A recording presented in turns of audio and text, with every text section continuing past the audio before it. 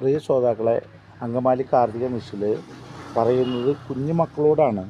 അത് വലിയവരും കേൾക്കണം, സപ്പോർട്ട് ചെയ്യണം, സബ്സ്ക്രൈബ് ചെയ്യണം.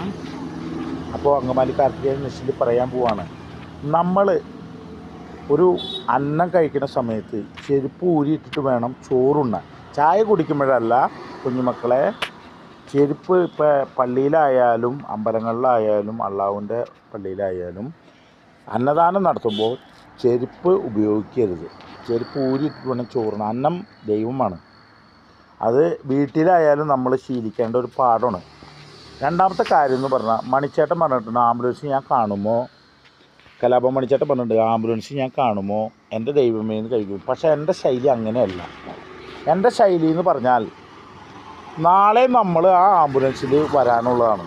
അപ്പോൾ എൻ്റെ ദൈവമേ, നാളെ ഞാൻ അതിനകത്ത് വരാൻ, ആ പോണ ആൾക്ക് ഒരു ആപത്തും വരച്ചരുത് കേട്ടോ എന്നൊരു പ്രാർത്ഥന കൂടി ഉണ്ടെങ്കിൽ നന്നായിരിക്കും. പിന്നത്തെ കാര്യം എന്ന് പറഞ്ഞാൽ, നമ്മൾ മാതാപിതാക്കളെ സ്നേഹിക്കുന്നത് എങ്ങനെയാണെന്ന് വെച്ച് കഴിഞ്ഞാൽ, അവർ ചാവാൻ കിടക്കുന്ന സമയത്ത് ചെന്ന് അരുവ് തിന്നിട്ട് അപ്പൻ എന്താ ആവശ്യം അല്ലെങ്കിൽ അമ്മയ്ക്ക് എന്താ ആവശ്യം, എടാ എനിക്കൊരു 3 പേർ ബ്രാൻഡി വേണം എന്ന് പറഞ്ഞിട്ട് അത് മേടിച്ചു കൊണ്ടുവന്നിട്ട് അത് ആ വെള്ളം ഒഴിക്കാണ്ട് കഴിച്ച് കഴിഞ്ഞ് കഴിയുമ്പോൾ ആൾ മരിക്കാണെങ്കിൽ മരിക്കട്ടെ. എൻ്റെ ദൈവമേ, ഇത്ര നാൾ ഞാൻ പോറ്റി വളർത്തിയ മോൻ, പഠിപ്പിച്ച് ഇത്രയും വലിയ ആക്കിയ മോൻ എൻ്റെ ഒരു ജീവിതാഭിലാഷം സാധിച്ചു തന്നു. എന്നിട്ട് മരിക്കാണെങ്കിൽ മരിച്ചോട്ടെ, എൻ്റെ ദൈവമേ എൻ്റെ മക്കൾക്ക് നല്ലത് വരുത്തണേന്ന് പറയാം. നല്ലത് വരുത്തണേന്ന് അവർ പ്രാർത്ഥിച്ചുകൊണ്ടാണ് പോവുക. പിന്നെ എൻ്റെ ഒരു ശൈലി, പോയ വഴി അടിച്ചിലി അത് കിട്ടാനില്ല കേട്ടോ. അത് എനിക്ക് പറയാൻ പറ്റില്ല. എൻ്റെ തൊണ്ടയ്ക്ക് ഒരു ചെറിയ പ്രശ്നമുണ്ട്. അടയ്ക്കായ മടിയിൽ വയ്ക്കുക, അടയ്ക്കാമരായാലോ.